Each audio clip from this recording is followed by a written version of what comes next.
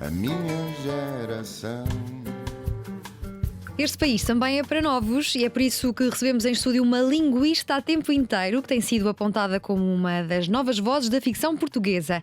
Nasceu no despontar da década de 90, no Hospital de Guimarães, e diz ela que felizmente a levaram logo para Vizela, onde viveu até aos 18 anos com uma grande família. Estudou em Portugal, no Brasil e nos Estados Unidos, e quando digo estudou, é estudar a sério. É doutorada em Ciências Humanas, mestre em Estudos Portugueses, pós-graduada em Linguística, pós-graduada em Economia e Políticas Públicas e licenciada em Línguas Aplicadas. Como freelancer faz crítica literária, revisão, tradução, edição e nos tempos livres dedica-se à literatura, na ótica de quem a consome e de quem a produz. À minha frente tenho 2 livros editados pela Bertrand, Lisboa, Chão Sagrado, publicado em 2019, e Palavra do Senhor, publicado em 2021, ambos de Ana Bárbara Pedrosa, que é a minha convidada. Muito bem-vinda. Olá, Ana Bárbara? Ana Bárbara. Ana Bárbara. Tu lês porque estudas muito ou estudas porque gostas muito de ler? Fiquei na dúvida olhando para o teu percurso.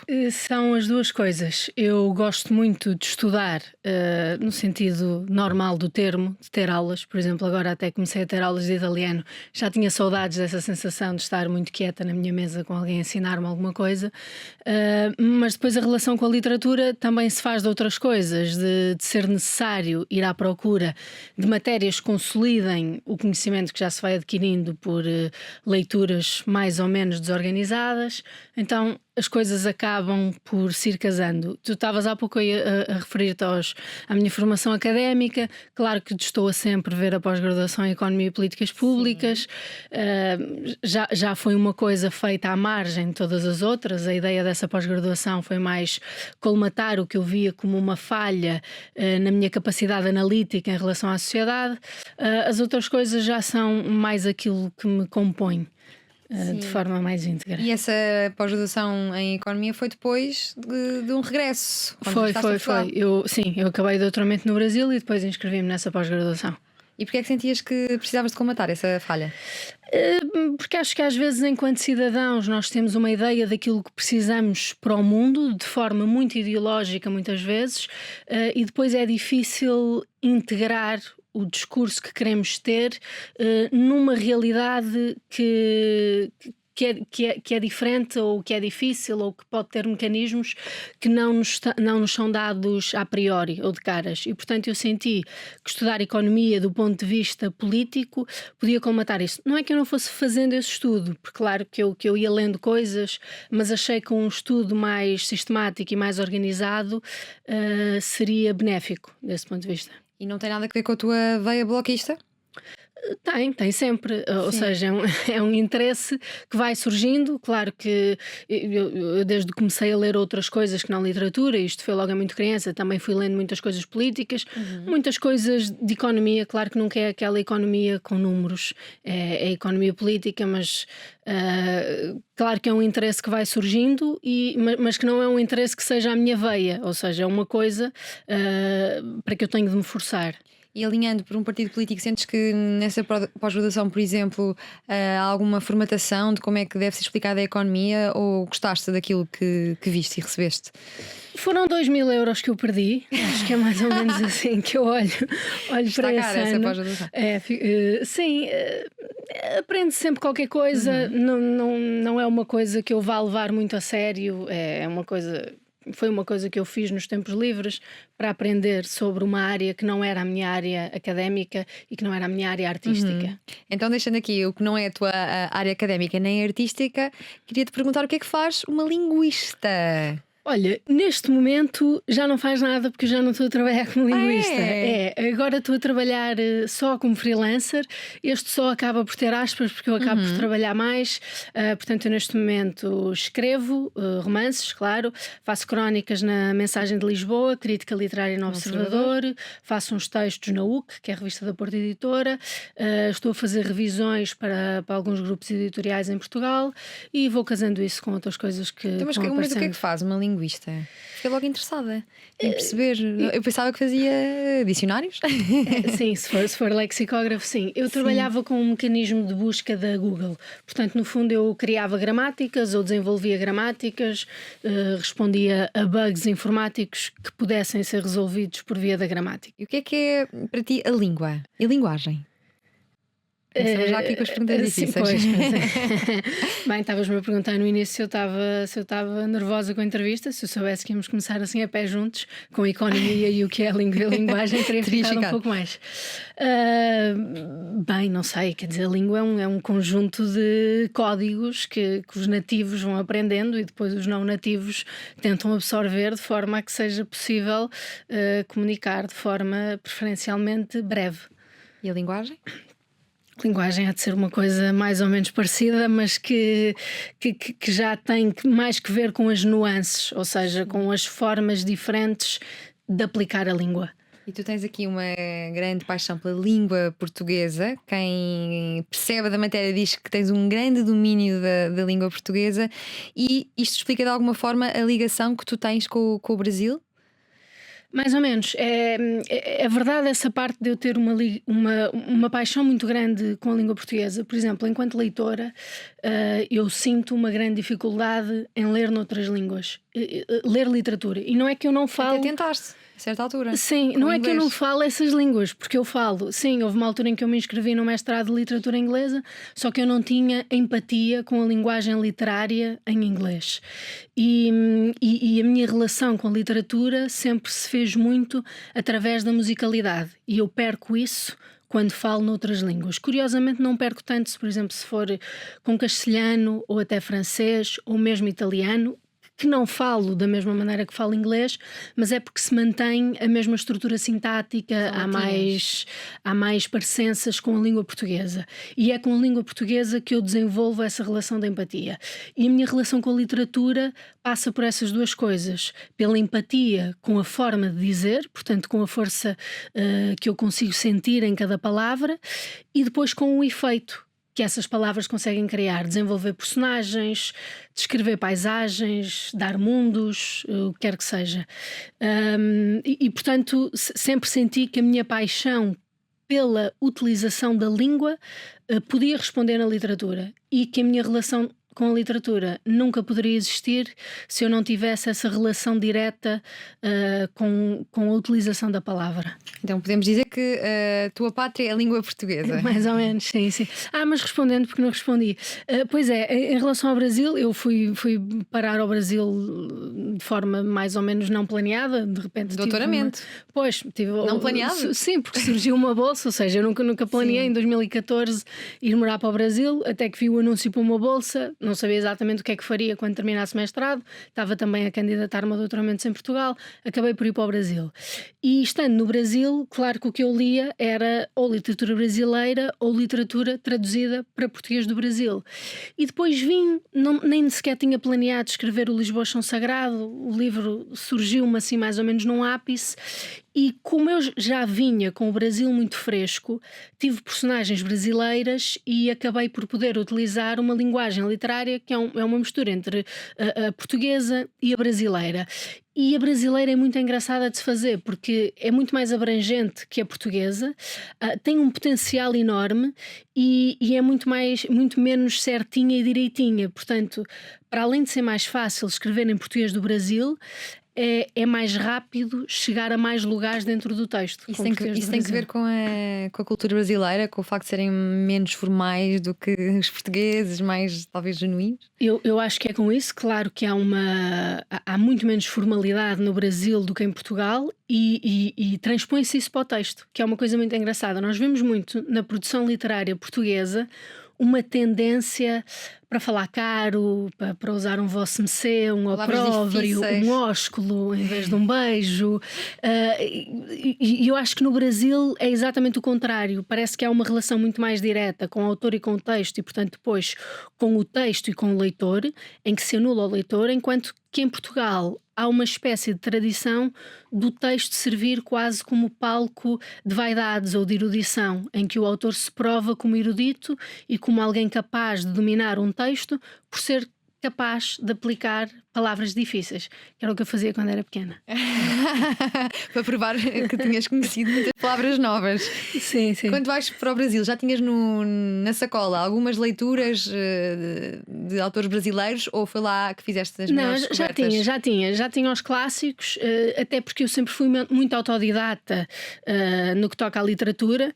claro que podemos argumentar que não, porque depois estudei literatura, mas até aí a minha vida toda em que eu me formei como leitora, portanto a infância, a adolescência, foi muito a sós à procura da literatura. E quando um português procura literatura, saindo de Portugal, o mais fácil é mesmo chegar ao Brasil. E portanto eu já tinha algum conhecimento dos clássicos. E quando falamos de clássicos, falamos de quê? Machado de Assis? Machado de Assis, Guimarães Rosa, Nelson Rodrigues, que adoro, Rui Castro, Jorge Amado. Também andava a ler o Olavo Bilac numa altura. Era mais ou menos o que aparecia, até porque a meio ou seja, eu fui-me apaixonando pela literatura e uns anos depois surgiu a internet, não no mundo, mas na minha casa, e a partir daí eu passava muito tempo no Google, procurava poesia brasileira, romance brasileiro, ou poesia portuguesa, romance português. E imitava também. Sim, então, mas quando tu estás no Brasil, tu escreves em língua portuguesa com o acordo ortográfico português ou aí adaptas-te? Porque eu sei que tu não escreves, tu escreves ainda com o acordo antigo. Estás em desacordo com o atual? Estou em desacordo com o atual. Dizes quando estou no Brasil, ou seja, para quando publicações. Olha, eu tive de fazer uma tese de doutoramento que escrevi em português europeu pré-acordo ortográfico. Alguns professores torciam o nariz, mas também não armavam muito problema, portanto aquilo ia assim. Neste momento escrevo sempre sem acordo ortográfico, exceto em publicações em que o acordo ortográfico é obrigatório. Por exemplo, na UC, eles aplicam o acordo ortográfico. Como aquilo é para um público vasto, não faz sentido eu não estar a usar o acordo ortográfico. Como revisora, tenho sempre de adaptar os textos ao acordo ortográfico. Nas outras coisas que eu assino, não uso o acordo ortográfico. Mas quando escrevo em português do Brasil, por exemplo, no Lisboa Chão Sagrado, imaginem, enquanto em português de Portugal, para mim é impensável escrever um tá, escrevo sempre um está. Em português do Brasil já poria um tá. Ou um tô com acento, com um chapéuzinho em cima do O. Mas tu dizias que é mais fácil escrever em português do Brasil. Então porquê é que porque é que tomaste esta opção de escrever sem o novo acordo ortográfico? Uma coisa não tem a ver com a outra, ou seja, não é a parte da ortografia em si, é a de utilização da língua. Eu acho que há muitas incongruências no atual acordo ortográfico e, portanto, tenho muita resistência em ir por aí. Acho que se abate a etimologia a eito, sem sentido nenhum, que se perde a história de cada palavra e, portanto, se perde muita coisa do próprio estudo da língua e da evolução da língua. Quando eu falo da facilidade do português do Brasil, é porque há milhões de maneiras de dizer a mesma coisa. Mas isso ou seja, não se pode fazer só essa ponte entre Portugal e o Brasil. Eu sou minhota e eu noto muita diferença entre o português do Minho e o português de Lisboa. Nós temos muitas mais palavras do que em Lisboa. Eu fiquei muito chocada quando cheguei a Lisboa e não havia uma palavra para recesso. As pessoas diziam pão de ontem. Não dá para comunicar assim. Não dá, recusas-te a comunicar assim. Então, mas como é que tens visto a evolução e o saldo deste acordo ortográfico? Sentes que de facto pode aproximar o público brasileiro dos autores portugueses e vice-versa? Acho que não. Acho que não é um C ou uma consoante muda que vá fazer muita diferença. Acho que não faz sentido criar esta proximidade plástica que não existe no concreto, porque se um brasileiro for ler um texto português e tiver problemas de compreensão, não é por causa da nossa ortografia, é principalmente porque nós usamos palavras diferentes ou porque construímos o texto de outra maneira. E a ideia de nós uniformizarmos tudo também faz com que se perca outra coisa, que é a capacidade de chegar ao outro. E eu acho que a literatura também nos permite isso. Nós, como leitores, procuramos outrarmos-nos no sentido de conseguirmos ser outras cabeças e ver outras cabeças, e também é mais conhecimento, nós percebermos que se dizem coisas de outra maneira. Por exemplo, eu acho que não faz sentido um escritor português, ao ser publicado no Brasil, de repente já não ter gozar, ter zoar, ou não ter frigorífico, ter geladeira. Porque ao fazer-se essa ainda por cima porque ao fazer-se essa tradução, se impede o público brasileiro de se ter acesso ao conhecimento da aplicação da sua própria língua no outro lado. E, portanto, veda-se isso. E eu acho que a ideia da literatura é ultrapassar barreiras, também linguísticas, e permitir-nos chegar ao outro também com formas de dizer diferentes. Como é que sentes o impacto da literatura portuguesa no Brasil? Tem sequer impacto? E sim, eu acho que há alguns autores que de repente chegaram lá e estouraram, mas por Tipo quem? exemplo, o Walter Ugumem é muito conhecido, é amado no Brasil. Tem até um livro dedicado ao Brasil. Exatamente. Mas depois há outros autores que aqui já não são propriamente os autores que alguém da nossa idade vai estar a ler e por quem vai estar completamente apaixonada, Tipo mas quem? que no Brasil são deuses. Flor Bela Espanca. São deuses? São deuses. O meu espanto ao chegar lá, portuguesa, Flor Bela Espanca. Uma pessoa está habituada a ouvir portuguesa, Cristiano Ronaldo, e de repente era a Flor Bela Espanca. Isso surpreendeu muito, porque, claro, a Flor Bela Espanca é importante na história da poesia portuguesa, mas neste momento não é aquela autora do cotidiano que vai Continua a ser a dar-se nossa. na sala de aula, não é? Sim, mas não é a nossa primeira referência, não é? Se eu de repente disser, Gostas olha, de Flor Bela diz-me Espanca? aí, diz-me aí 10 autores portugueses, acho muito. Agora, se calhar vais dizer Flor Bela Espanca porque fica Ficou na fresco, cabeça. mas de resto, não. Se eu gosto de Flor Bela Espanca, não é uma coisa que eu vá ler agora. É uma autora Nem que quando fez estás mais parte... tremida ou com uma desilusão amorosa. Não, aquilo é demais. É uma autora que faz parte da minha formação por ser um clássico, ou seja, é daquelas autoras por quem se passam. Mas eu acho que aquela dor exacerbada, mais do que poética, é muito teatral também. Achas que é uma dor muito diferente, por exemplo, de uma dor como a de Virginia Woolf? Sim, acho que é mais exagerada, é uma coisa muito atirada para o sofrimento rápido e incapaz de sair da caixa. Mas enfim, quer dizer, eu li aquilo porque se lê aquilo quando se está a aprender a ser leitor. E porque lá está, os sonetos estão bem compostos. Eu na altura escrevia sonetos, portanto tinha de ler quem escrevia sonetos, imitava no que tinha de imitar, imitava essa dor fabricada também, imitava a rima, portanto fez parte da minha formação. Não é uma autora que eu pense ler hoje em dia. Então, que outros autores fizeram parte desta tua formação que tenhas empatizado mais ou menos do que com Flor Bela Espanca? Olha, eu gostava muito do Almeida Garrett. Eu descobri o Folhas Caídas do Almeida Garrett quando estava no 6º ano, e portanto no 6º ano o Almeida Garrett era o meu Deus. E como é que descobriste? Tinhas muitos livros em casa? Tinha alguns, o meu pai lia, não tinha tantos livros como eu tenho, nem nada que se pareça, mas tinha alguns clássicos principalmente.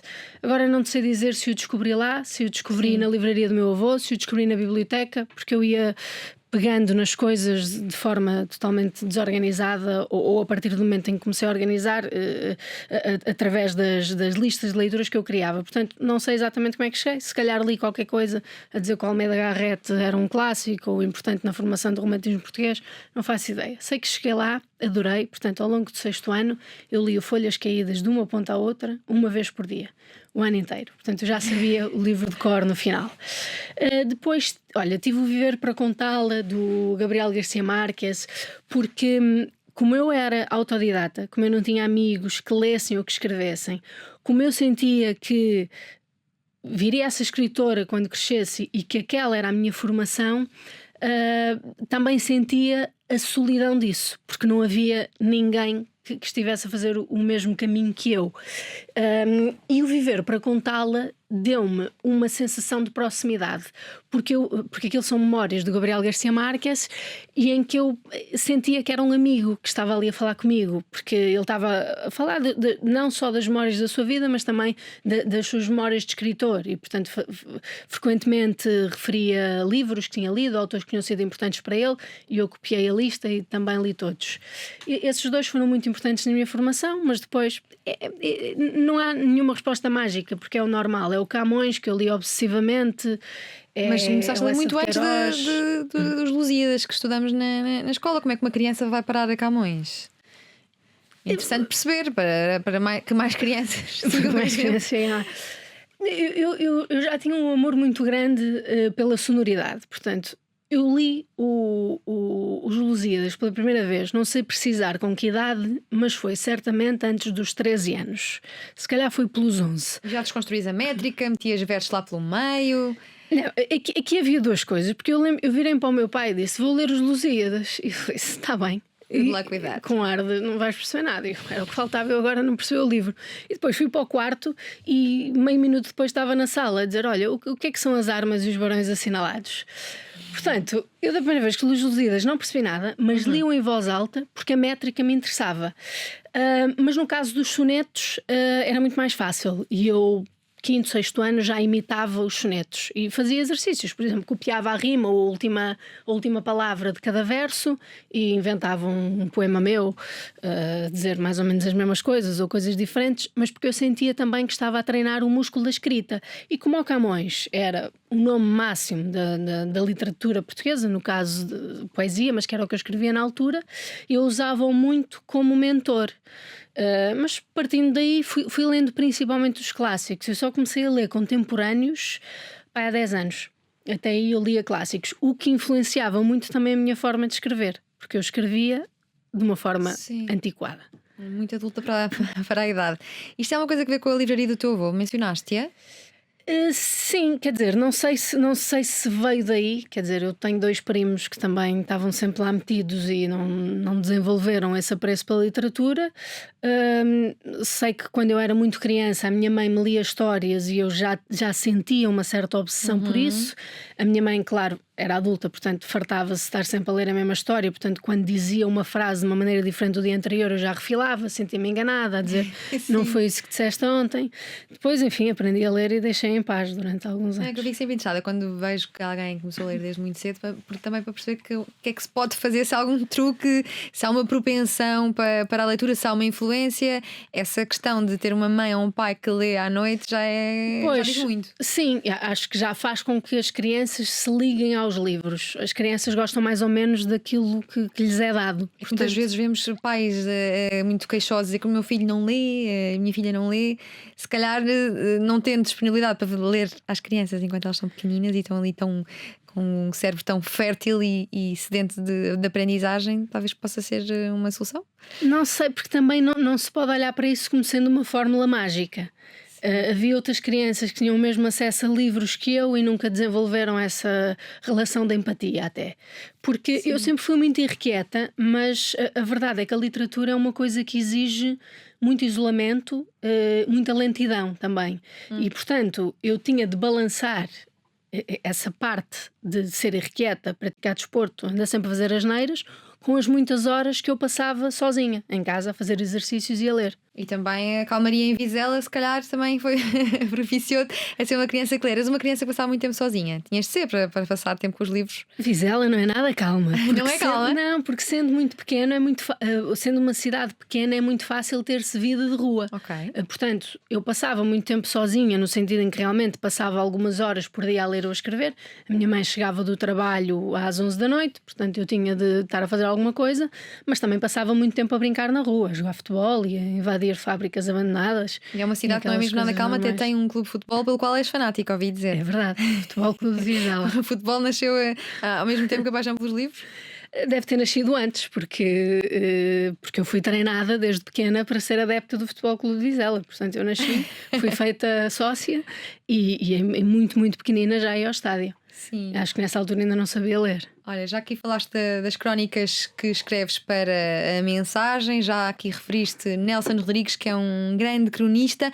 Como é que olhas para o estado da crónica em Portugal? Olha, isso é uma boa pergunta. O estado da crónica em Portugal irrita-me. Porque não é bem uma crónica. No geral, claro, vamos tendo algumas exceções. Uma crónica de costumes da crónica. Olha, podia sair uma crónica em relação a isso. Se nós olharmos para o que é a crónica cotidiana, o que nós temos são criadores de opinião política. E, portanto, a crónica em Portugal está neste momento quase a 100% reduzida ao comentário da agenda política do dia. E nós com isto temos alguns problemas. Um é que estes criadores de opinião não são só jornalistas ou pessoas aleatórias que por algum motivo ficam a fazer opinião. Nós temos, por exemplo, em jornais locais ou distritais, por exemplo, muitos deputados a ocuparem o espaço da crónica. Isto cria vários problemas. Um é reduzir-se a amplitude da opinião. Porque se tu lês uma opinião, uma crónica de um deputado do PS, o que vai sair ali é a opinião do PS e, portanto, reduz-se o espaço de escrutínio até e ao mesmo tempo confunde-se o que ali está, o que pode ser uma visão abrangente com uma ideia panfletária ou doutrinária e, portanto, eu acho que quando a crónica é feita pelos atores políticos diretos, temos um problema de circunscrição de democracia, porque passa a haver uma reprodução de espaços. Por outro lado, quando a crónica é feita só para escrutinar esses espaços, que é o que tem acontecido, também se afunila muito o diálogo que existe na sociedade. Tu falaste no Nelson Rodrigues. Eu acho que o Nelson Rodrigues é um exemplo extraordinário. É um cronista que não tem nenhuma comparação em Portugal. Quem quiser descobrir pode começar pela vida como ela é. Pode ser, exatamente. Mas é que nós lemos uma crónica do Nelson Rodrigues e parece que ele não está a dizer absolutamente nada, que ele vai ao café e senta-se na esplanada e faz um comentário ou outro sobre alguém a passar, mas o que nós temos ali é um retrato de uma realidade e, portanto, um retrato social. Portanto, é a crónica no sentido que se costumava usar para a palavra, que é um texto breve não de reflexo, mas de reprodução da vida, da sociedade, não exatamente uma troca cega de argumentos. É muito mais abrangente do ponto de vista social, porque não é só política. Eu acho que em Portugal a crónica é principalmente política. Olha, quando estive no Brasil, investiguei um pouco mais sobre Nelson Rodrigues e descobri que ele até... Há frases de músicas da Rita Lee que são dele, que eu fiquei assim... A dimensão deste homem, que eu achava que não passava das crónicas. Quem é que tu achas que é o grande cronista do nosso tempo, aqui em Portugal? Nós tivemos dois grandes cronistas que estão mais na nossa memória, Miguel Esteves Cardoso, Vasco Polido Valente, ambos ligados mais à direita, mas sem assim uma forte afiliação partidária. Voltaremos a ter assim cronistas que reúnam tantos leitores como estes dois que referi, e se não, consegues dizer assim aquele que gostes mais de ler? Eu acho que aqui voltamos ao problema que eu estava a referir anteriormente. Mesmo esses têm um cunho político muito forte e, portanto, eu acho que o problema da crónica neste momento é exatamente esse. É que nós olhamos para a crónica e ou estamos politicamente alinhados com o cronista e, portanto, gostamos, ou então não estamos politicamente alinhados e, portanto, é um alvo a abater. E eu nesse sentido, não consigo dar grandes respostas, porque é fácil ver na crónica o que é um aliado ou o que não é um aliado. Portanto, e nisto o Nelson Rodrigues é um exemplo muito bom, porque em termos políticos ele está nos meus antípodas, mas eu considero um cronista extraordinário. E em Portugal não tem uma coisa assim, porque se reparares, nós não temos muito aquela tradição de ter autores, escritores a fazer crónicas de fundo. Nós temos economistas, sociólogos, politólogos e, portanto, esse é um debate que já me parece outro. Ou seja, a crónica já não passa a ser um elemento literário, uma produção literária, passa a ser uma discussão política.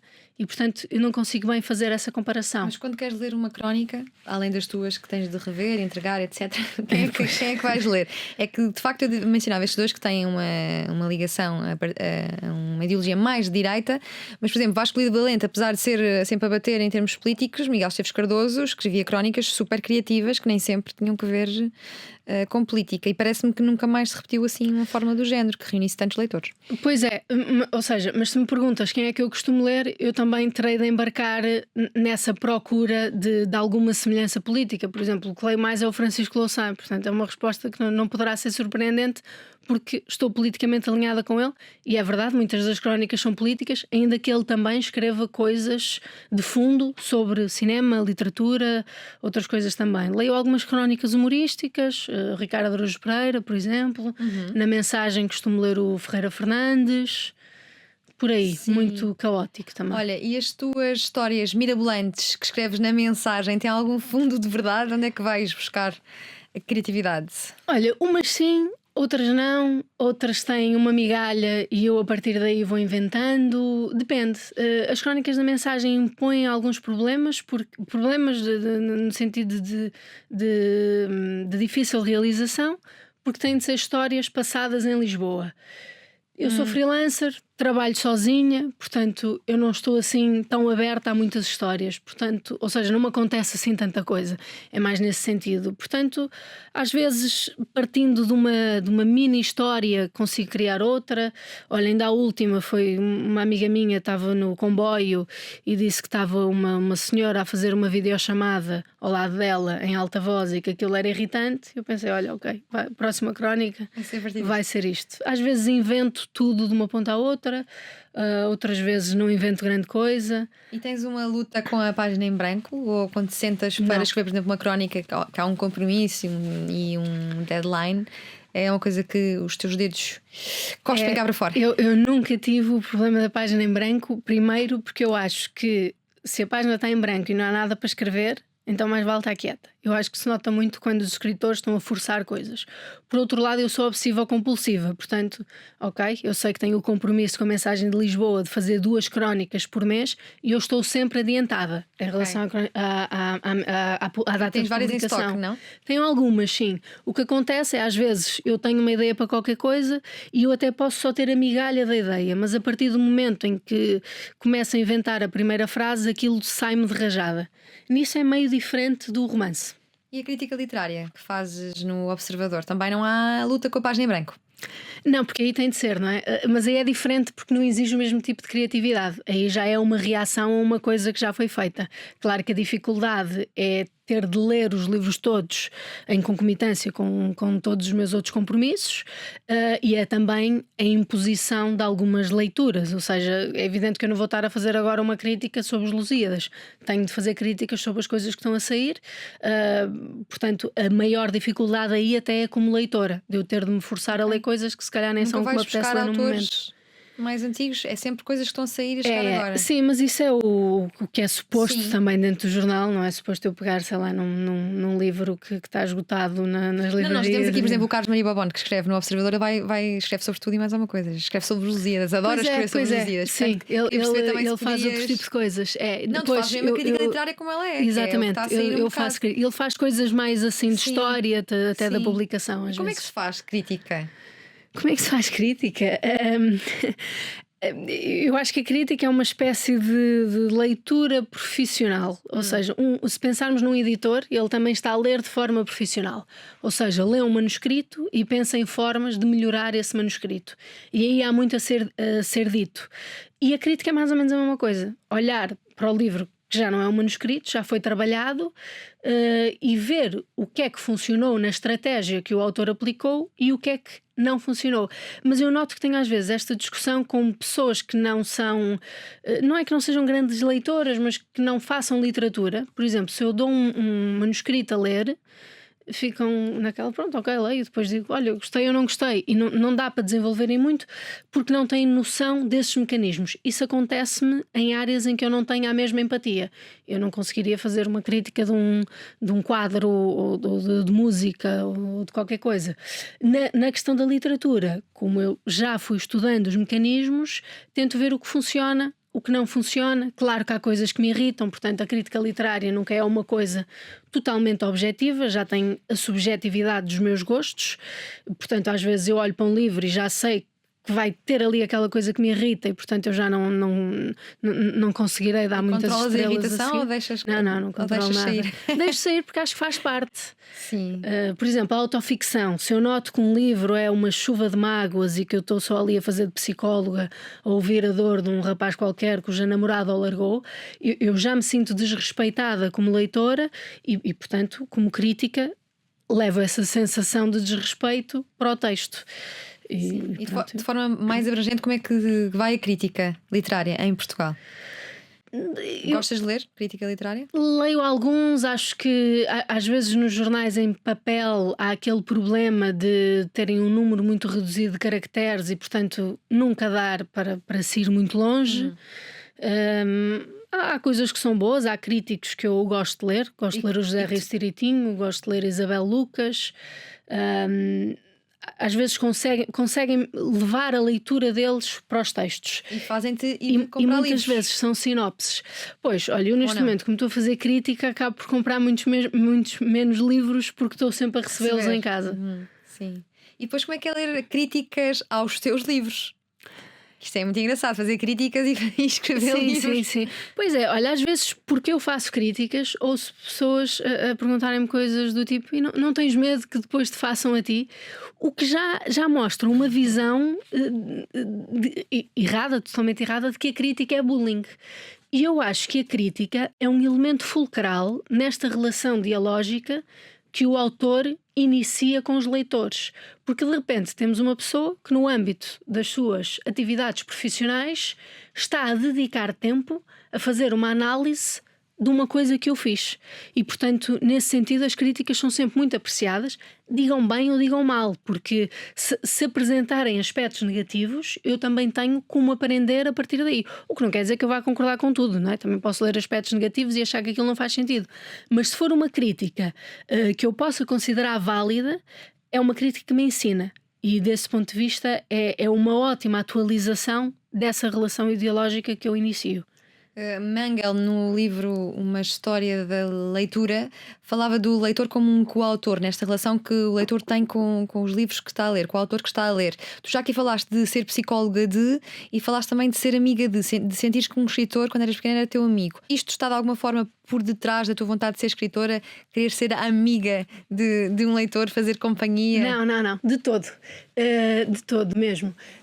Eu acho que essa ideia daquilo que estávamos a falar da autoficção, de eu me sentir psicóloga, é uma coisa que eu detesto, porque aí eu sinto que não se está a pensar exatamente na manipulação do texto de forma a ter-se um efeito no leitor. Eu digo autoficção, mas é num sentido muito lato. Isto não acontece com toda a autoficção. Há livros de autoficção de que eu gosto e que estão bem feitos precisamente porque não criam isso. O Knausgård, norueguês, é um deles. Ele tem uma coleção de livros, são 6 livros, 3.000 páginas, acho eu, só sobre a vida dele. O que eu consigo, através desses livros, é chegar a outra cabeça e sentir que estou a pensar com outra cabeça. Isso é muito diferente de eu me sentir um repositório de mágoas. É isso que eu detesto quando leio autoficção. E a ideia de ser amiga do Garcia Marques não era bem isso, também era isso, mas era pensar nele como uma espécie de mentor. E era pensar nele quase como um igual, alguém que teve de fazer aquele caminho que eu estava a fazer. Agora, claro que estas relações dependem sempre da fase em que eu leio os livros. Se é o primeiro autor que eu leio a pegar nestes temas, é normal que eu me sinta mais próxima dele. E, portanto, como eu vi no livro que ele escreveu, que a escrita não era aquela coisa que caía do céu, que é uma batalha diária, porque... por exemplo, quando eu era pequena, eu via os outros miúdos a dizer que queriam ser arquitetos ou professores primários ou qualquer coisa. Eu lembro de pensar, olha que vida fácil que vocês têm, porque há um caminho muito evidente para isso, que é estudar arquitetura ou estudar ensino básico. E para a literatura eu sabia que a coisa nunca seria imediata e que eu teria sempre de dosear esse caminho com um outro caminho. Por exemplo, quando eu fui para a universidade, fui estudar línguas aplicadas porque tinha de pensar, ok, se calhar dá-me mais jeito de falar várias línguas para conseguir emprego, para ter dinheiro. Portanto, eu sentia sempre isso também na relação com a literatura. Depois, claro que há aquela ideia de nós lermos muito um autor e nos sentirmos relativamente próximos por fazermos esse caminho. Mas é como um futebolista sente isso em relação a outros futebolistas, sentem que fazem parte do mesmo grupo. Sim, eu tenho aqui na mão 2 livros teus. O Lisboas São Sagrado, de 2019, o Palavra do Senhor, de 2021. Lembras-te de começar estes 2 livros? Se calhar começamos aqui pelo primeiro. Lembras-te de começar? Mais ou menos. Sim, esse livro tem uma história bizarra. Pré-pandemia? Sim. Não, mas é que eu escrevi esse livro em 2 meses e eu praticamente não me lembro de o estar a escrever. Eu lembro-me de ter tido alguns problemas em que, por exemplo, eu ia começar o livro só com 2 personagens. Comecei a escrever qualquer coisa e depois surgiu uma outra personagem e eu pensei, ok, afinal vão ser estes 3. Eu nem sabia para onde é que o livro ia, não fazia a mínima ideia. Depois de repente surgiram mais 2 e eu sentia que à medida que ia escrevendo, imagina, escrevia um capítulo, criava um problema. E eu lembro de estar a falar com um amigo e a dizer, bem, agora não faço a mínima ideia de como é que vou resolver isto ou o que é que eles vão fazendo. Mas a verdade é que o livro foi tão rápido que eu não tive muito tempo para me preocupar com isso. Tão rápido é quanto tempo? 2 meses. Que é rápido para um romance. Mas imagina, escrever em fúria, sem revisão, sem mandar coisas fora, como é que é o teu processo de escrita? Esse foi em fúria, porque foi um livro que eu acho que o despejei em vez de o escrever. Foi muito rápido a escrever. A revisão também não foi assim uma coisa de fundo. Por exemplo, os livros em geral costumam ter um período de descanso esse nem isso, em que eu depois olho e penso, ok, isto afinal está péssimo e fico a alterar as coisas. Esse foi praticamente logo para a edição, portanto, claro, depois há aquele ping-pong com a editora. Mas o livro também tem muita fúria aí dentro, portanto, uma revisão que fosse muito calma e muito lenta iria matar essas partes do livro. Portanto, acho que teve de ser assim: capítulos curtos e emotivo.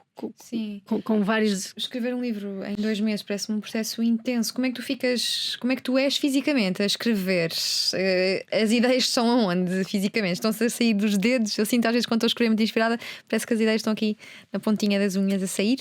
Varia, sabes? É que no meu caso, pelo menos, nenhum romance é igual aos outros. Eu tenho estes 2 publicados, tenho um na gaveta, tenho outro que sairá em breve e eles nunca se repetem. Eu não tenho a mínima vontade de repetir fórmulas e, portanto, não é que eu seja desorganizada, até porque eu sou muito obsessiva com a escrita. Mas, por exemplo, quando eu estava a fazer o Lisboa Chão Sagrado, portanto, nesses 2 meses algures na minha vida, eu tinha um trabalho a tempo inteiro, tinha vários freelancers, portanto, tinha de conjugar tudo e ia metendo onde podia. Facilitou, acho eu, ter sido um livro furioso, portanto, em que eu chegava, escrevia qualquer coisa e depois pensava em que é que aquilo ia dar. No caso do Palavra do Senhor já foi diferente, porque eu aí já parti de uma estrutura que existia e, portanto, já houve outro tipo de planeamento. E lembras-te de escrever? Este é mais recente, é de 2021. Não é que eu não me lembro de escrever, é que foi tão rápido que eu realmente não tive assim muitos momentos ou muito tempo. E esse foi durante a pandemia, portanto já me lembro mais de estar em casa parada a escrevê-lo, como aquele foi numa altura mais caótica. Se calhar eu escrevia um bocadinho no café, um bocadinho em casa, um bocadinho no trabalho, se calhar agora tem esta parte no final. Mas como é que este livro, por exemplo, parte do quê? Como é que se inventa? Como é que se ficciona? Esse livro nasceu e não estava nada planeado. Enquanto este livro eu mais ou menos consigo perceber que faz sentido e os outros também, este livro foi uma absoluta casualidade. Fui um dia à Feira do Livro, havia alguns volumes da Bíblia editada pelo Frederico Lourenço com 30% de desconto ou 40%. E eu pensei, pronto, é agora. Levei uns quantos livros, cheguei a casa, arrumei-os e nem sequer o li logo. Eu acho que aí, um ano depois, lembrei-me, olha, estou aqui sem nada para fazer, vou ler o Novo Testamento. É um empreitável. E no Novo Testamento há 4 versões da mesma história. E eu lembro-me de estar a devolver o livro à prateleira e a pensar, bem, isto para um crente pode criar muitos problemas, porque passa a ser difícil ser dogmático quando o livro, que é a verdade, na verdade tem 4 verdades. Por exemplo, se numa versão Maria sai do túmulo de Jesus a chorar em silêncio, noutra sai aos gritos histérica. E pensei, bem, a única forma de se resolver este problema para os crentes era se Deus chegasse e fosse ele a escrever a versão derradeira. E mais ou menos entre a distância entre a estante e o sofá, eu pensei, ok, vou escrever esse livro. E portanto comecei e escrevi primeiro o Novo Testamento, depois o Antigo, depois reescrevi o Novo Testamento e pronto, e lá surgiu. E há religiosidade em ti? Quem olha aqui para as duas capas, pois é. Sim, pode pensar erradamente. É verdade. Já me perguntaram isso, é verdade. Pois é, fica difícil safar-me nisto. Mas é por coisas diferentes. Claro, o tema pode parecer que eu tenho alguma religiosidade. Eu de facto tive uma educação católica, porque o comum na minha zona era ter-se uma educação católica, mas sou ateia e já agora quando andava na catequese também era ateia. A Bíblia interessou-me por ser uma história, não foi pela questão religiosa, foi pelo potencial que tinha, que me podia dar enquanto contadora de histórias, que era preencher os vazios e inventar mais alguns. Isto para um escritor é extraordinário, porque é um desafio muito diferente do Lisboa Chão Sagrado, em que eu posso inventar tudo e ponto final. Ali é partir de uma coisa que existe sem existir, mas é a partir de uma história que existe, é tentar encontrar-lhe um fio condutor e depois é tentar criar uma outra personagem. Porque imagina, no Lisboa Chão Sagrado, claro que eu tenho de entrar na intimidade do Noé, da Dulcineia, portanto tenho de ser essas pessoas. E enquanto pessoa, tenho de pensar e fazer coisas que uma pessoa pode fazer. Beber uma caipirinha, ir dar um passeio ao Rocio. Enquanto Deus, o desafio é outro. Eu, enquanto Deus, pude criar os dinossauros. E isto para mim foi extraordinário. Eu estar tranquila na minha vida, numa esplanada, lembro-me perfeitamente dessa tarde, o pessoal a passar toda à minha volta e eu a sentir, eu estou aqui a criar os dinossauros. Eu, pela primeira vez e única, senti-me mãe de dinossauros. E a seguir tive de matá-los, claro. Mas como a literatura tem este potencial, esta capacidade de nos fazer ser outras coisas, o exercício é completamente diferente, porque é sair de humanos, mas ao mesmo tempo criar outra humanidade, outra maneira de ver coisas. Claro, esse Deus irá imbuído da minha capacidade de pensar e de sentir humanamente, mas é um exercício completamente diferente. E tu estás aqui com um ritmo de publicação bianual, 2019, 2021, já aqui falaste que está algo para sair, portanto bate certo, 2023 vem um livro novo? Sim, em princípio, alguns nos próximos meses já deve sair mais uma ficção, romance. mais um romance? Sim, é o terreno em que eu me sinto mais confortável, é o terreno em que me interessa mais e é o terreno mais livre também. Sim, e aqui voltando ao Brasil, esta tua ligação com o Brasil, que grandes nomes de autores brasileiros nos estão a escapar, além de Itamar Vieira Júnior, Prémio Leia 2018, que também surge aqui na capa do teu livro Lisboa Chão Sagrado e com quem tens uma bonita relação de amizade. É verdade, transatlântica via WhatsApp, principalmente. Porque, enfim, isto termos um mar entre nós afasta fisicamente. Que outros autores? Olha, esse realmente seria a resposta mais evidente, porque surgiu há pouco e depressa se fez um clássico. Ele realmente é extraordinário. O Torturado é um romance extraordinário. Foi esse que foi premiado. Foi o único publicado em Portugal até agora. Fez logo um sucesso estrondoso, como acho que nunca se tinha visto na literatura brasileira. Bem merecido, um romance muito compacto. De resto, dos contemporâneos, Paulo Scott, leio, Jefferson Tenório, li o que foi publicado em Portugal.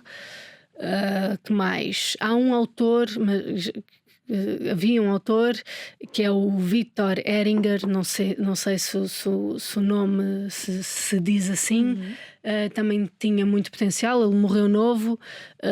Li um romance que não foi publicado em Portugal, li as crónicas que ele tinha na revista Pessoa, também era muito bom, muito original. E falava desta vossa relação de amizade e pergunto-te se é muito comum os escritores serem muito amigos. Como é que sentes o meio literário, que ingressaste não há tanto tempo assim? Sentes que é um meio simpático? É hostil? Dão-se bem? Acompanham-se? Elogiam-se? Acho que sim. Não sei se consigo pensar no meio literário assim como um todo, mas eu tenho alguns amigos escritores que depressa ficaram muito próximos. E acho que é por causa daquilo que nós estávamos a falar há pouco, de uma identificação momentânea de alguém que tem os mesmos interesses que eu, que tem os mesmos objetivos que eu, de escrever, de conseguir fazer narrativas compactas, até porque se eu não falar destes assuntos com outros escritores, simplesmente não tenho com quem falar. Não é? Se eu for à senhora da padaria e lhe começar a falar da obsolescência do ponto e vírgula, ela manda-me com uma broa. E portanto eu tenho relações de amizade muito fortes com os escritores. Claro, não com todos, não é? Porque depois, não com todos, ou seja, não com quem faça todos os tipos de escrita, mas eu sinto que é muito fácil ficar próxima de alguém que procura fazer o mesmo tipo de romances que eu procuro fazer. Olha, tu tens sido apontada como um dos nomes mais interessantes da malta nova. Portanto, isso quer dizer que anda aí muita malta nova, ou não? Na literatura portuguesa? Não sei. Até que ano é que se é novo agora? Acho que aqui neste programa é até aos 35. Depois disso, aula. Olha, mas acho que não. Acho que não há muitos autores jovens em Portugal. Não? Acho que nunca houve uma vontade de se apostar nisso, na formação de novos autores. Acho que a forma como se olha para a literatura em Portugal sempre foi muito ir à procura do clássico e do estabelecido, que a novidade não é vista com boa cara, mas claro, quer dizer, um escritor não é um atleta. Um atleta está no seu máximo aos 20 e poucos, um escritor está aos 70, se calhar. Mas sinto que há alguma resistência em relação a algumas coisas, e eu acho que isso também se prende pela forma como nós temos tudo integrado: o sistema de ensino, os prémios literários, a academia, e pela forma como muitas vezes isso é a mesma gente. Sim, e sentes que isso está relacionado com o facto de, em Portugal, a idade de ser um posto ou poucos leitores, poucos escritores? Eu nunca senti isso, a ideia de que a idade é um posto. Mas, por exemplo, se nós olharmos para alguns prémios literários, vemos que nos júris estão professores universitários, que certamente têm muito conhecimento, muitas vezes, sobre áreas específicas. Isso não quer dizer que sejam os leitores mais atentos à produção coetânea. Portanto, se um produtor literário de estudos camunianos só ler Camões, procurará o mais parecido ao Camões e achará que aquilo é o melhor. E eu sinto que aí, por exemplo, temos jornalistas e outros atores culturais que estão mais bem preparados para a novidade nesse sentido, e o que faz com que tenham leituras mais múltiplas do que a dos professores universitários. Portanto, eu acho que nós repetimos muito nisto. E isto, repara, não é nenhum menosprezo pelos clássicos, antes pelo contrário. Mas acho que, como a literatura existe quase como uma instituição muito antiga, parece uma coisa mais digna de respeito e a ser repetida do que a ser profanada. A minha visão sobre a literatura é exatamente o contrário. Eu acho que devemos experimentar coisas, acho que a linguagem oral deve existir dentro da linguagem literária, acho que se deve expandir o terreno do texto literário, acho que devemos fazer coisas novas, mas claro, é evidente que eu tenho 32 anos agora. Mal seria da minha vida se eu com 32 anos estivesse na minha melhor fase. Quer dizer, vamos assumir que eu viverei mais alguns anos de sempre, não é? Estarei na melhor fase de sempre até agora. Portanto, acho que é evidente que as grandes obras, pelo menos na sua grande maioria, só são escritas a posteriori, mas acho que o diálogo sobre a literatura não pode estar fechado naquilo que já conhecemos da literatura. Sim, tu há pouco falavas dos cronistas que se fecham um pouco nos partidos a qual militam. Tu também alinhas num partido. A tua ideologia trespassa de alguma forma nas tuas obras? Não. Na verdade, eu neste momento não tenho qualquer atividade partidária, porque eu fui atingida em cheio pela pandemia. Não, fui atingida em cheio pela pandemia e se eu já era lobo solitário, muito mais solitário fiquei. Não trespassa. Irrita-me muito ler livros que eu sinta que são doutrinários. Olha, estávamos há pouco a falar da literatura brasileira, às vezes sinto muito isso nos brasileiros. Irrita-me quando estou a ler uma personagem e de repente tenho ali uma página inteira a dizer que devemos ser bonzinhos e que está a acontecer isto e aquilo. Eu acho que a literatura não deve servir para dar esse tipo de respostas. Temos os panfletos para isso, temos os partidos, os movimentos sociais. Se as crónicas devem servir para dar essa resposta. Se traspassas a tua ideologia de alguma forma? Eu sinto que não, no sentido em que eu não faço por isso. Claro que uma ideologia é também uma forma de ser, é aquilo que nós somos. Só que na literatura não me interessa minimamente estar a explicar alguma coisa a um leitor. Não me interessa que um leitor leia uma coisa minha e pense, ok, pronto, então vou achar isto, ou a minha resposta a este livro é esta. Eu prefiro que um leitor tenha perguntas depois de ler. Quando eu leio, eu gosto de ter perguntas e gosto de ter o confronto com o texto. Eu às vezes eu sigo o Goodreads, por exemplo, ia dizer por exemplo, nem sei, em que leitores fazem comentários sobre livros. E irrita-me sobremaneira ler coisas como sim, li este livro e também acho e concordo com tudo o que lá está. Então perdeste 2 ou 3 horas da tua vida, porque um livro tem de servir para dar o confronto, não necessariamente político, mas até emocional. Tem de servir para pôr o leitor em xeque de alguma maneira, porque deve sempre partir do momento em que o autor se sentiu em xeque. E eu acho que a literatura é sempre esse desconforto. E a crónica também tem de trazer esse desconforto, porque tem de trazer um olhar mais atento ao mundo. Por exemplo, tu perguntavas essa questão da ideologia. Eu gosto muito de procurar a ironia nas coisas. E essa ideia de procurar ironia e até de pôr alguma coisa em xeque, nunca a sinto meramente em relação ao outro, ao que eu posso sentir, por exemplo, com um oponente, a pensar numa figura tipo que vá representar tudo aquilo que eu desprezo, ou que rejeito na sociedade ou qualquer coisa, e vá fazer um texto para que o leitor conclua que aquela pessoa é muito má. Interessa-me exatamente o contrário. Procurar a contradição em mim também e procurar o elemento de ridículo que possa existir num grupo do qual eu à partida posso fazer parte. Por exemplo, eu tenho algumas crónicas sobre questões coetâneas de utilização de linguagem, aquela coisa de agora se escrever todos com que me irritam também. Mas o X já não. Agora o X já passou. Não, irrita-me, mas o X já passou. O X agora já é errado. Pronto. Então de repente temos uma série de polícias de linguagem que, como estão num grupo político que muitas vezes é visto como sendo o meu grupo político, faz com que muita gente ache que eu possa estar nessa claque. Eu tenho até uma crónica sobre isso e outras coisas, mas sobre aquilo que me parecem algumas batalhas da esquerda, que eu acho que são batalhas perdidas e batalhas erradas, que chama-se Alexandra no Feminino e foi publicada na Mensagem de Lisboa, que também serviu para que alguns elementos desse grupo viessem ficar muito escandalizados, provavelmente porque acham que a crónica, que a literatura deve ser uma arma, essa arma política de combate pelo discurso, e eu acho que deve ser exatamente o contrário. Acho que a literatura deve procurar a falha. Não és uma adepta da linguagem inclusiva? Não sou adepta da linguagem neutra, que são coisas diferentes. São coisas diferentes que têm sido aceites como sendo a mesma coisa. Explica-nos lá a diferença entre linguagem inclusiva e neutra. Repara, quando se pensa numa linguagem inclusiva, a ideia é que façam A, B ou C não fique à margem do discurso. A ideia de uma linguagem neutra, na verdade, é de não dizer absolutamente nada, mas em nome de uma inclusão de um grupo qualquer, que eu acho que acaba por não funcionar. Ou seja,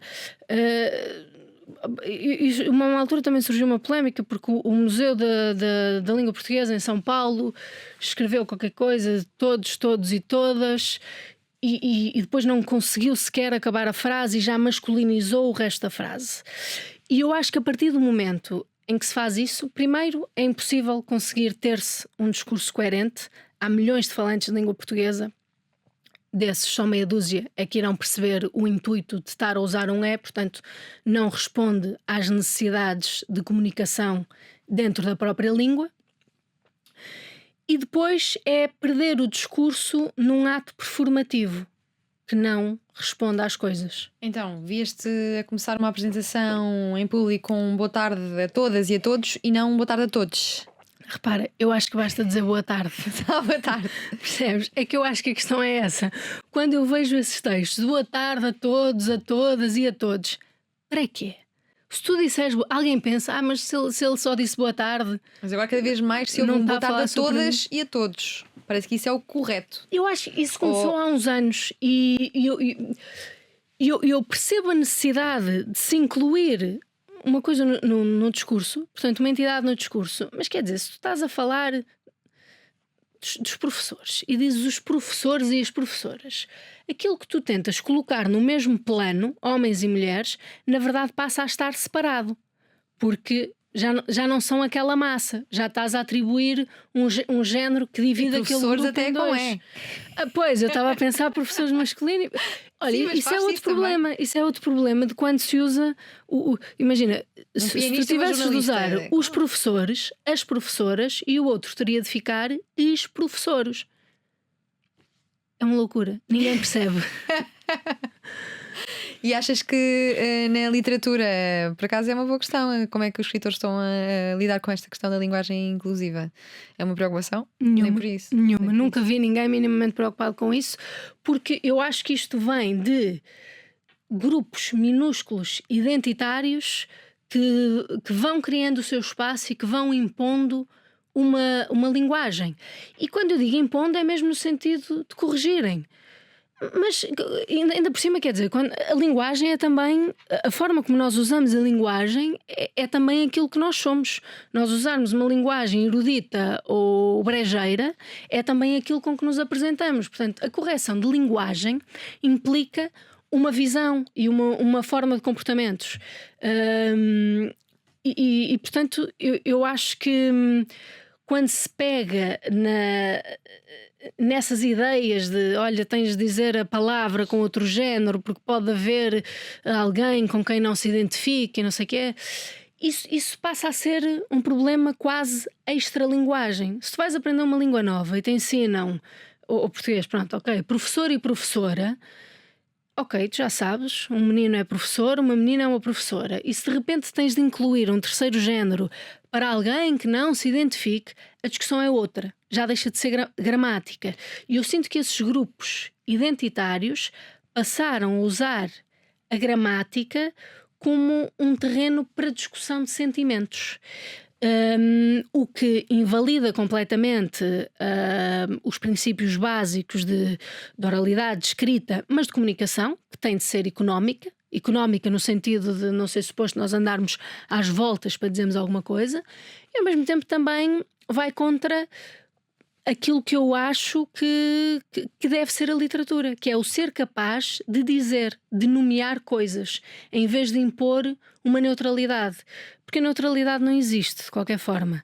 E não interessa, imagina, tu estás aqui à minha frente e eu trato-te no feminino e não te perguntei se tu querias tratar no feminino, porque em última instância nós somos aquilo que os outros veem em nós. Já percebemos aqui que a linguagem inclusiva te encanita de alguma forma. O que te encanita também é a desigualdade salarial, que te mexe com os nervos. É verdade. Sim, bem, nem sei bem como começar a responder a isso. Sim, eu acho que em Portugal nós temos visto, principalmente nos últimos problemas, nos últimos meses, um problema de inflação que tem condenado muita gente à miséria e que tem diminuído muito a capacidade que as pessoas têm de viverem normalmente. Acho que a desigualdade salarial não existe por si, existe porque há um sistema económico que a privilegia e que a favorece permanentemente, e lá se foi criando uma ideia de que há umas profissões que são mais valorosas do que outras. Enfim, isso cria logo uma diferença de condições a priori que se vão reproduzindo de geração em geração e, portanto, dando oportunidades diferentes aos descendentes de cada grupo, de cada geração. E a falta de noção de privilégio, que também te irrita. Mas isso é a mesma coisa, isso vem daí também. Também vem da desigualdade salarial. Como é que se poderia resolver? Eu acho que nós temos de fazer alterações políticas e económicas de fundo que façam com que isso se altere. Subida de salário mínimo, por exemplo, porque quando nós pensamos em privilégio, não é só ser filho do Cristiano Ronaldo, é crescer de maneira diferente. É crescer com acesso à cultura de alguma maneira, portanto, poder estudar inglês desde os 6 anos. Para o mercado de trabalho será completamente diferente de começar a estudar inglês aos 25, por exemplo. E, portanto, essas condições de partida são sempre diferentes para toda a gente. É possível nivelá-las com políticas, olha, agora já posso usar a palavra, mais inclusivas. É possível ter um sistema económico que favoreça isso, que contribua para a instrução, para a educação. E que sirva para colmatar a desigualdade atribuída à nascença, por exemplo. E daqui para a frente não vamos ver Ana Bárbara Pedrosa na política, sempre na literatura? Eu acho que é muito difícil porque por uma questão de feitio, principalmente, não por uma questão de convicção, mas porque eu gosto muito da ideia de passar quase todo o meu tempo sozinha, eu estudo sozinha, leio, escrevo e eu percebo a política como necessidade, como é evidente, mas é muito difícil uma necessidade de competir com uma paixão. E enquanto na política não há propriamente entre duas pessoas mais ou menos semelhantes, não há grande diferença entre o que cada uma delas pode fazer, na literatura cada escritor é uma voz única. Portanto, eu sempre, desde criança muito pequena, senti que me treinava para ser escritora. Neste momento tenho a minha vida encaminhada dentro disso, posso passar os meus dias a escrever, é uma coisa que me dá muita vida interior. Mesmo a guerra que me dá dentro da escrita dá-me paz. Eu gosto da ideia de estar nervosa com os livros sem perceber para onde é que aquilo vai dar, e acho que é muito difícil alguma coisa na minha vida poder vir a competir. Não existe alguma coisa, ou seja, no sentido de atividade, competir com a literatura. É de longe a minha casa, o sítio onde eu estou confortável. Desde que tem dentes que rói as unhas e desde sempre que adora desporto. Deixou o kickboxing porque fazia doer as costas, mas faz jiu-jitsu, musculação, ciclismo e quando dá, corre e joga futebol. Fez o curso de mergulho e está a pensar aventurar-se pelo curso de paraquedismo. Tem alinhado pelo Bloco de Esquerda e é fanática pelo Futebol Clube de Vizela. Além da obra publicada, tem trabalhado como linguista, editora, revisora, tradutora. A desigualdade salarial mexe-lhe com os nervos, assim como a falta de noção do privilégio, e considera que todas as pessoas machistas deveriam ser empaladas. Quando veio para Lisboa, deu aulas em AEC e explicações ao domicílio. Gosta de sítios frios e de viajar e viaja muitas vezes sozinha. Já em criança, não apenas gostava, como era viciada em literatura. Olhando para trás, recorda com um sorriso o facto de uma criança de 10 anos ter tanta noção de que escrever exigia treino e por isso treinava obsessivamente todos os dias. Fazia listas de livros a ler e marchava tudo. Copiava as rimas ou a última palavra dos sonetos de Camões e tentava encaixar novos versos. Também copiava e misturava estilos. Tinha noção de que a escrita era um músculo a ser treinado. No fundo, sempre foi óbvio que seria escritora. O treino compensou, porque dizem os entendidos que é muito competente a nível linguístico, tem um conhecimento profundo sobre a língua portuguesa e é um dos nomes mais interessantes da malta nova. Quem leu Lisboa, Chão Sagrado, fala de um romance de estreia arrojado, visceral e honesto. Quem experimentou a palavra do Senhor fala de uma escrita experimental e irreverente, bem disposta, desarmante e deliciosamente herética. Entretanto, começou também a fazer crítica literária no Observador, a escrever crónicas na Mensagem de Lisboa. Nós aqui estaremos para continuar a acompanhar as empreitadas literárias da Ana Bárbara Pedrosa, que nos fez companhia na última hora de conversa, na Antena 3 e na RTP3. Ana Bárbara, obrigada. Obrigada, eu. E já está. O que vamos fazer?